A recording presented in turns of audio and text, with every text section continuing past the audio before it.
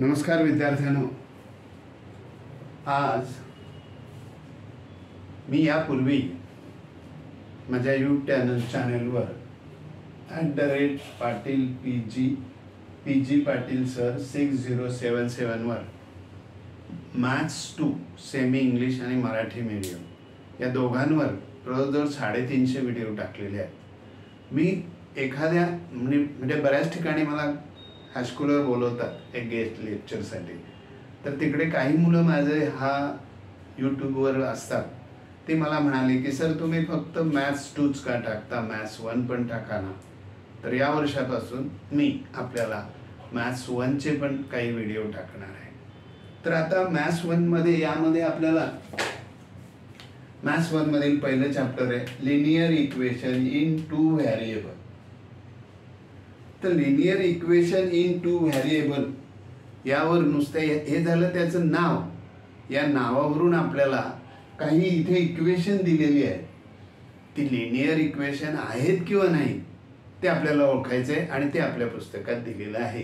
ते feeling the blank ॲक्टिव्हिटीसाठी दिलेलं आहे. तर तसं ॲक्टिव्हिटी आपल्याला ते देऊ शकते. तर आपण पहिलं काय करूया, लिनियर इक्वेशन म्हणजे काय हेच पहिलं आपण समजूया. मी एकदम शॉर्टकटमध्ये दिलेलं आहे. An equation contain 2 variable and the degree of each variable is 1. साधी गोष्ट आहे की इक्वेशन बोलल्यावर अशी खूण येते आपल्याकडे, म्हणजे एक गोष्ट आपण दिली त्यांना. दुसरं काय, कंटेन 2 व्हेरिएबल. व्हेरिएबल म्हणजे काय, जी लेटर्स वापरतो ना आपण अल्फाबेट, त्यांना व्हेरिएबल म्हणतात, कारण त्यांच्या किमती नेहमी बदलत जातात. समजा मी इथे एक्स घेतलं, एक फर्स्ट व्हेरिएबल झालं. 2 व्हेरिएबल घ्यायचे, मग 2 व्हेरिएबल घेतली, यांना प्लस लिहा किंवा मायनस लिहा, काही लिहा. बघा इक्वेशन बरोबरचं चिन्ह आहे, हो आहे. आता इकडे आपण कोणताही असं अक्षरच घेऊया, सी म्हणजे नंबर आहे असं समजा. व्हेरिएबल अँड बघा इक्वेशन हे खूण केली आपण, कंटेन 2 व्हेरिएबल हे लिहिले 2 variable and degree of each variable म्हणजे इथे 2 व्हेरिएबल आहे, एक्स याची डिग्री आणि या वाय ची पण डिग्री इथे लिहितात. ही किती पाहिजे, 1. मग आपण इथे 1 लिहूया हवं तर, इथे नाही लिहिलं तरी समजून घेतात असं झालं. ह्याला मग म्हणतात लिनियर इक्वेशन इन 2 व्हेरिएबल. बघा इक्वेशन बरोबरचं चिन्ह आहे, इक्वलचं चिन्ह आहे, नंतर व्हेरिएबल एक्स आणि वाय 2 आहे, ह्याच्यामध्ये प्लस मायनस काही असतात बरोबर, आणि त्याची डिग्री मात्र काय पाहिजे, 1. इथे 1 पाहिजे. मग याला काय म्हणतात, लिनियर इक्वेशन इन 2 व्हेरिएबल. आपण फक्त इथे बघताना एवढंच बघायचं की आपल्याला जे इक्वेशन दिले त्या इक्वेशन मध्ये 2 व्हेरिएबल आहेत का. बघा पहिलं इक्वेशन बघूया, 4m, m हे व्हेरिएबल आहे, n व्हेरिएबल आहे, प्लस इज इक्वल टू इकडे नंबर आहे, शिवाय या m चा आणि n ची डिग्री जेव्हा दिलेली नसते, म्हणजे आपला 4m आहे प्लस 3n आहे इज इक्वल टू 2 आहे, तर याची डिग्री दिलेली आहे म्हणजे 1 आहे, अशी 1 आहे असं समजायचं. हा मग हे इक्वेशन आहे एस, आपण इथे म्हणणार एस आहे. Linear equation is equation linear S. Reason काय, तर याची अट काय आहे फक्त माहिती आहे का, the each degree of variable is 1 आहे ना, मग इथे तसंच लिहूया, each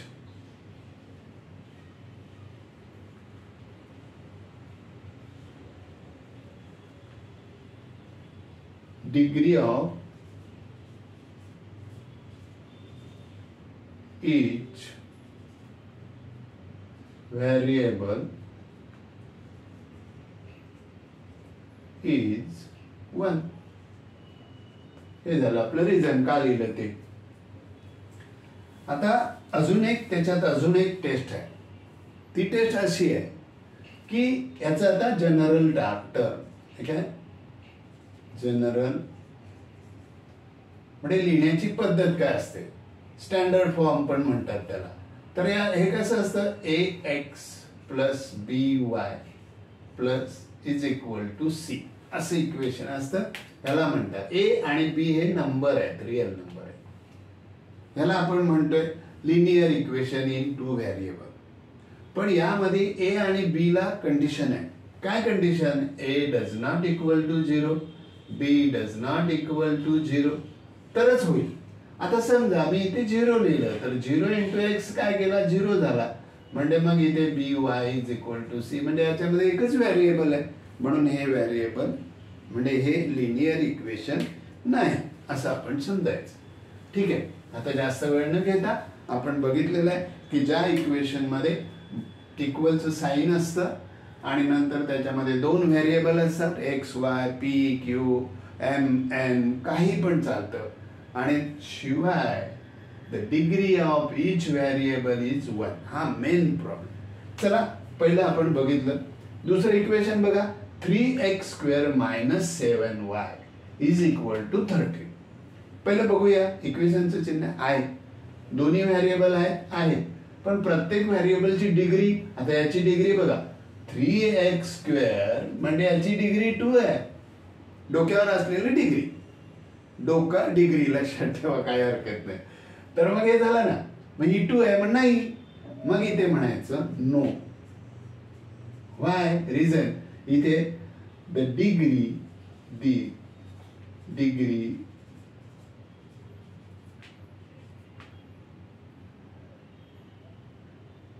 degree of x is 2.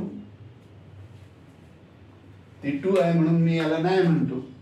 आता इकडे बघूया दुसरे हे आपलं ते बघा √5 2 आहे, एक्स आहे ना, -√5 वाय इज इक्वल टू 16. इक्वलचं साइन आहे, दोन्ही व्हेरिएबल आहे. या दोन्ही व्हेरिएबलची डिग्री किती आहे दिलेली नसते तर ती किती 1 आहे. बस दुसरे काही बघू नका. एस याला हेच द्या काय तर degree of each variable is 1 झालं. इज 1.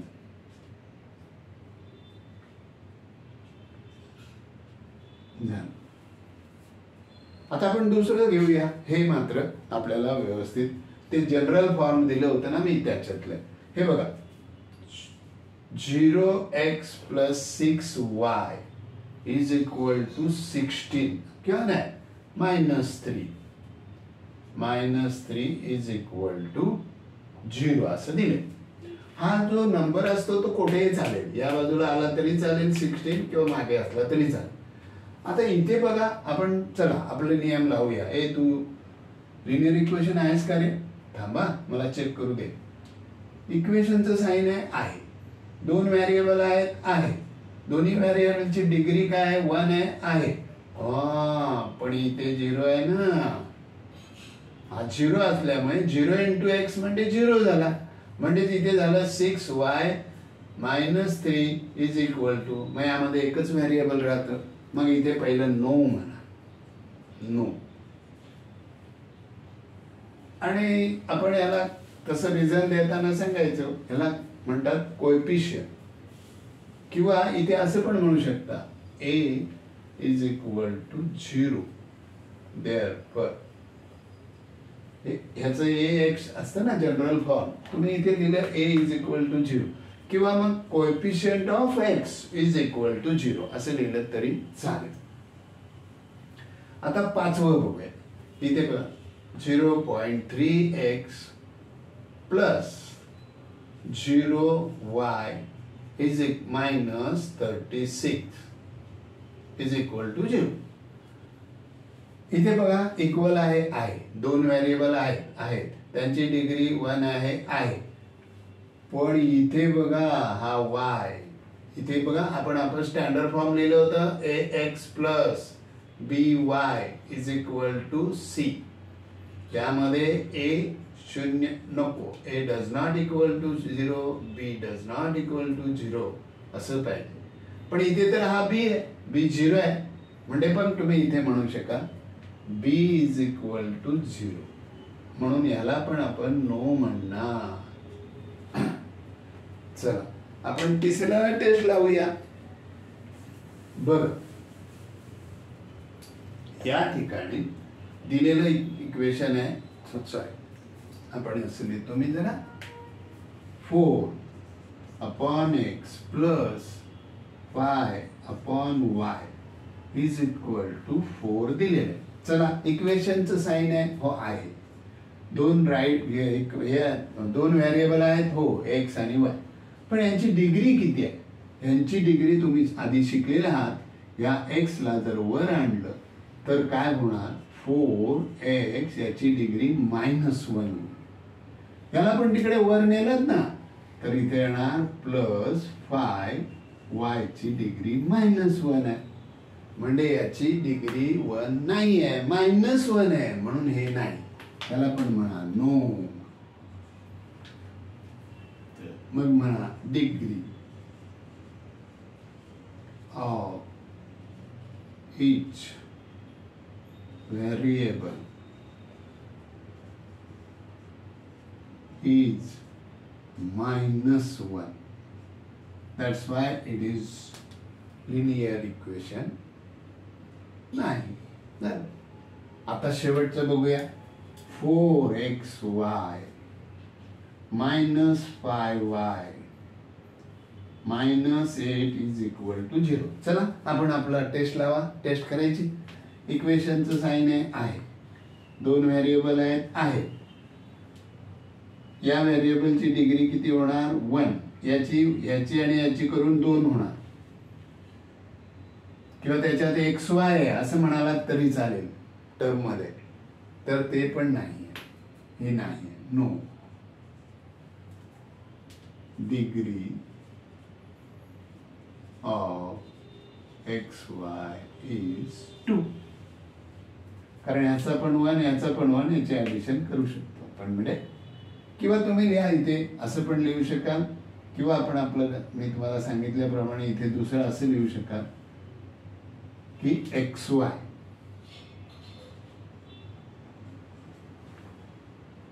त्यापेक्षा ते डिग्री ऑफ xy इज 2. इथे कंबाईन आहेत ना, इथे सेपरेट पाहिजेत होतं. नुसतं तुम्ही लिहिलं डिग्री ऑफ xy इज 2 बस. तर अशा प्रकारे आपण आपल्या पुस्तकातील हा प्रश्न सोडवलेला आहे. प्रश्न सोपा आहे, छोटा होता, पण आपल्याला या इक्वेशनची जास्त माहिती मिळावी म्हणून आपण त्याच्यावर वेळ घेतला. विद्यार्थ्यांनो, एकदा हा प्रश्न पुन्हा स्वतः घरी सोडवा.